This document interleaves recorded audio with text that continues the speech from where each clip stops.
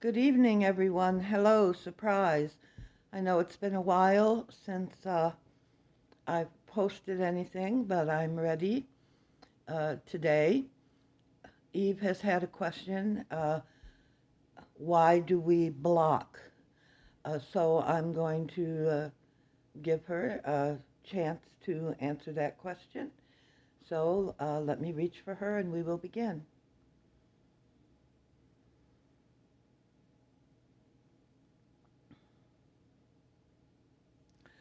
Yes. Now, we understand that this question has come from someone who is specifically asking about why do we block channeling or receiving messages from those who have passed on. But we wish to discuss with you the different types of blocking that take place. It is not just a question of blocking a message from uh, a loved one or an entity that is passed on and is trying to speak to you or through you. We also often block. Well, I say we, but of course I mean you, also often block other types of messages, primarily those coming from your inner self. You may call this intuition. Or you may understand that it is deeper than that. However, there will be many times when you have a feeling about something, but you do not act on it. In essence, you are blocking yourself. You are blocking the messages that you are attempting to give yourself about any given situation. So this is one type of blocking. Now, why do you do this? And again, though we fear we may sound a bit like a broken record, as the saying goes, there is more than one answer to this question. You may do it from fear. You may be afraid that if you follow this path, this intuition that you are giving to yourself, you may appear foolish to other people, or it may end in some type of disaster, something that you cannot realize will happen. It may come as a surprise to you. And you may be fearful of that. You want to exercise more control, and you fear that these intuitions, these pushes to do something about which you may have some hesitancy, you fear they may impact you negatively and they may impact the way you are looked upon by others. So this may be one reason that you tend to block these intuitions. Another reason may be that you have done something similar in the past and have not been pleased with the results. And so, although again, this goes back to fear. And so you say, "Oh, I'm not going to follow that. The last time I followed those type of feelings, it did not work out well for me." So there is this type of blocking. Mm, there is also blocking, as the person questioned about uh, messages received from such as we are, or from those who have passed on. And again, we come to the reason usually being fear, although in this case, it is more likely to be a fear of loss of control. If one steps out of the way mentally to allow messages to come to one through either such as we or through someone from someone who has recently departed, one must mentally move, one must shift one's mentality. Now, this takes place through a series of energy manipulations. Some are electromagnetic, some do not have a physical counterpart. But in all cases, as I believe we have mentioned before, your vibration must raise. You will make certain electromagnetic and energetic changes, and that of the one you are attempting to mesh with must make similar changes at their end. And so, in order to accomplish this, you have to mentally shift.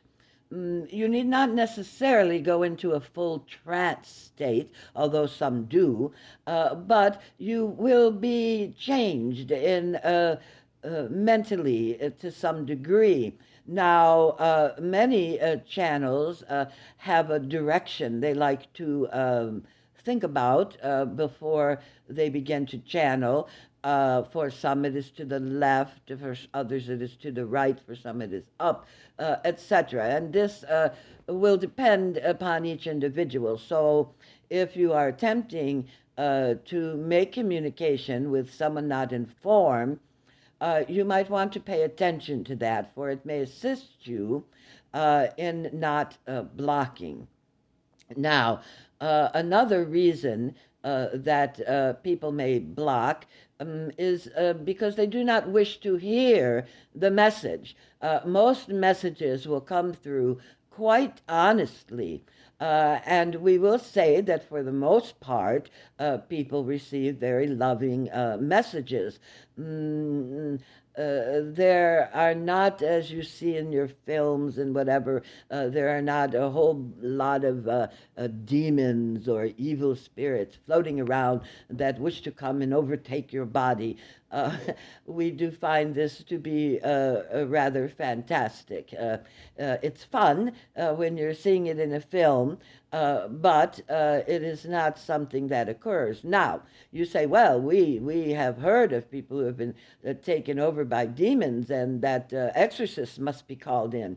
And we tell you again that this is not coming from any outside source. This is coming from the person themselves for their own reasons, wishing to explore this type of experience. So we would say to you that you do not need to be fearful, and additionally, that you can set boundaries. If you are afraid that something may come through that you don't wish to say or hear, then just mentally set a boundary. Say to yourself and to the entity or energy essence, I will not allow certain things, you know. My experiences are my own, and I will only allow you a certain amount of access to me. So that may be another reason that you block. Now, we also wish to talk about creative blocks. You will find that people who are creative, such as writers, musicians, painters, etc., will sometimes go through a period where I believe they would call it a dry spell, right? Nothing is being written, nothing is being composed. When they sit down to play their music, it doesn't come out right. Or if they're painting, everything they're painting is not to their satisfaction. Now, these are blocks, they are creative blocks, and they can sometimes come from one's own inner turmoil, where one is expending a great deal of energy attempting to solve some sort of issue or problem that one is having, whether they are aware of it or not, consciously. And so there is not a lot of their focus left for their artistic endeavor, you see. So this is another type of block and another reason why people may block. Now, additionally, creative blocks could be coming, though we believe this is a bit more rare, but they could be coming from an alternate self, a counterpart, even a past life self that is attempting to communicate with you, and uh, because, again, there are so many energy manipulations that must take place. You are attempting to stop this communication.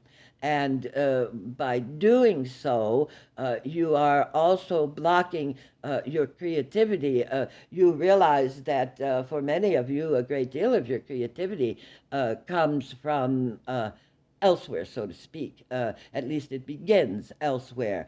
It may come from meshing of yourself and another life or a past life, and it may come sporadically. For example, this one who does not sing well, if we may make that judgment, has had experiences where, seemingly out of nowhere, she can sing like a professional. And this will only last a short period of time. But if she were open to it, it could last longer. Some people will find this type of thing frightening, and some will adore it. So these are some of the types of blocks and the reasons why people block. But we will say again that it almost always comes down to some type of fear. So, if you wish to explore channeling of any various types, if you wish to make contact with a spirit that is no longer in flesh, then you must remember a few things. One, do not fear. Two, uh, realize that you will have to change somewhat mentally. You need to get out of the way and begin to explore when you receive messages where they are coming from. And you may find that if you mentally lean in a certain direction, this is beneficial to you. So again, we realize this has been short, and we realize there may be questions. So let this one know if you have questions, and we will address it in the next video. Now, we feel we are complete, and we wish you a fond good evening.